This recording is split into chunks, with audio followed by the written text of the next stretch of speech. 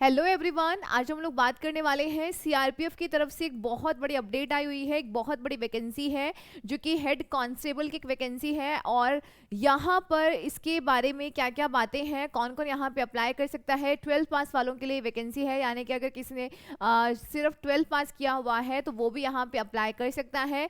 कितना एज होनी चाहिए और योग्यता क्या है, फॉर्म फीस क्या है, वो सारी बातें हम जानेंगे इस वीडियो में। बहुत ही अच्छी वैकेंसी है। जब आप इसकी सैलरी पे ग्रेड जानेंगे तो आपको भी लगेगा कि मुझे भी ये जॉब चाहिए। तो चलिए बात करते हैं। उससे पहले अगर आप इसी तरीके की अनदर इन्फॉर्मेशन चाहते हैं तो आप हमारे चैनल को सब्सक्राइब कर सकते हैं, और साथ ही हमारा टेलीग्राम चैनल है दिव्या चंदानी मैम के नेम से, आप उसे भी ज़रूर ज्वाइन कर लीजिएगा, क्योंकि इससे रिलेटेड जो भी अपडेट है वो मैं वहाँ पर शेयर कर दूंगी।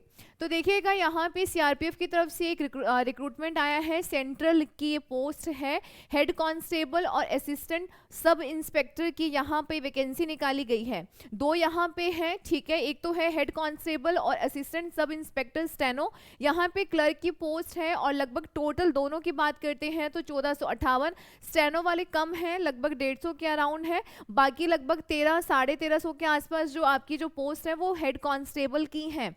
ओके उसके अलावा कैटेगरी गवर्नमेंट जॉब है। एप्लीकेशन आप इसको कैसे अप्लाई कर सकते हैं, ऑनलाइन।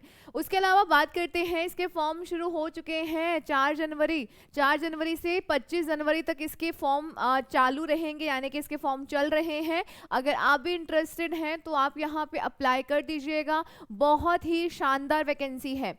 यहाँ पे रिटन टेस्ट होगा, स्किल टेस्ट होगा, फिजिकल स्टैंडर्ड। यहाँ पे ना दौड़ नहीं होगी, जैसे कि आपका फिजिकल होता है ना कि आपका बॉडी का मेजरमेंट, आपकी मेडिकल वगैरह वो सारी चीज़ें तो होंगी, बट ऐसा नहीं है कि आपसे दौड़ करवाई जाएगी। उस तरीके का कोई भी टेस्ट यहाँ पर नहीं होने वाला है।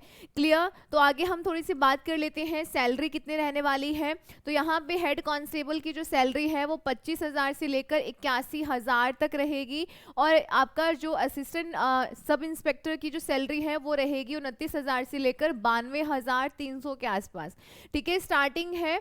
और ये बेस पेमेंट है आपका। इसका जो पे ग्रेड है वो है 2400। तो इसके बाद तो आपकी सैलरी और ज़्यादा अच्छे से बढ़ने वाली है। आप यहाँ पे अप्लाई कहाँ कर सकते हैं, crpf.nic.in, ये इसकी वेबसाइट है। यहाँ पर जाकर आप पूरा ये जो डिटेल है वो चेकआउट कर सकते हैं। उसके अलावा अगर मैं यहाँ पे बात करूँ कि डेट, यहाँ पर एग्ज़ाम की डेट भी रिलीज़ हो गई है, क्योंकि ये जो वैकेंसी है वो काफ़ी टाइम के बाद है, तो इसी वजह से प्रोसीजर थोड़ा सा फास्ट रहेगा। आपका यहाँ पे जो एग्ज़ाम होने वाला है वो रहेगा आपका 22 से 28 फरवरी।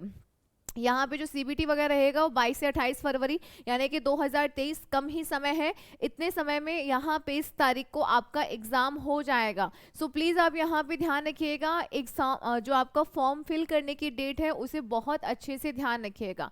उसके बाद में अगर हम बात करें, यहाँ पर ये वैकेंसीज़ का नंबर है, आप यहाँ पर देख लीजिए। अच्छा है, वैकेंसी कम नहीं है, आप यहाँ पे ज़रूर अप्लाई कीजिए। और यहाँ पर आपसे जो बोला गया है, एलिजिबिलिटी का जो क्राइटेरिया है 10+2, यानी कि अगर आप 12वीं पास हैं तो भी आप यहाँ पे अप्लाई कर सकते हैं। बट यहाँ पे एज बहुत अच्छे से ध्यान रखिएगा, 18 से 25। कई बार बच्चे पूछ लेते हैं कि मैंने 10वीं पास करी है तो क्या मैं भर सकता हूँ, मैंने 12वीं पास करी है।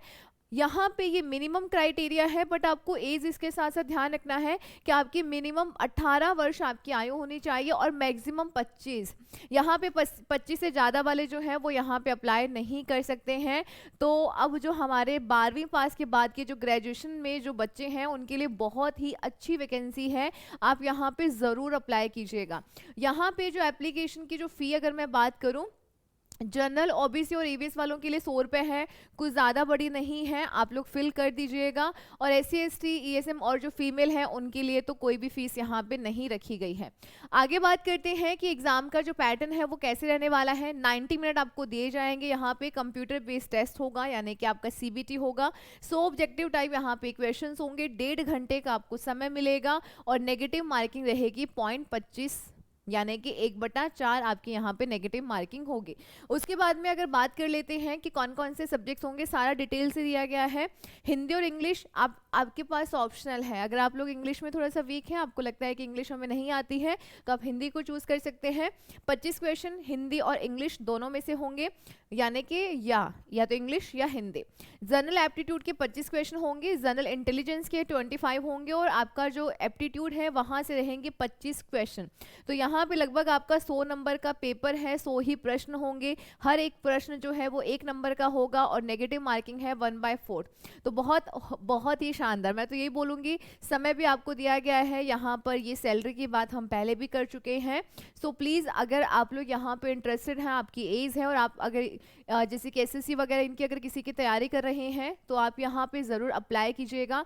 यहाँ पे टाइपिंग भी मांगी गई है, हिंदी और इंग्लिश। यहाँ पे मैं थोड़ा सा आपको बता दूँ, हिंदी और इंग्लिश, वैसे यहाँ पे आपका कोई टेस्ट नहीं होगा टाइपिंग का, बट आपको हिंदी और इंग्लिश के अंदर ना आपकी जो स्पीड है वो 30 वर्ड पर मिनट। अरे यहाँ पे अगर आपका इसमें सिलेक्शन भी हो जाए ना, बाद में सीख लेना, हो जाता है, इतना कोई ज़्यादा यहाँ पे बड़ा नहीं दिया गया है।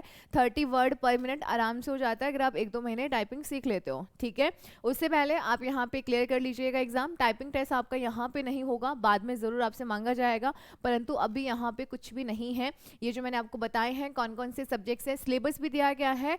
आप इसकी जो वेबसाइट है सीआरपीएफ की वेबसाइट पे जाके चेकआउट कर सकते हैं। और अगर इससे रिलेटेड कोई भी अगर इन्फॉर्मेशन अगर आपको चाहिए तो कमेंट सेक्शन में पुटअप कर दीजिएगा। मिलते हैं अनदर सेशन में, और ये वैकेंसी ज़रूर यहाँ पे फॉर्म फिल कर दीजिएगा। Thank you for watching it.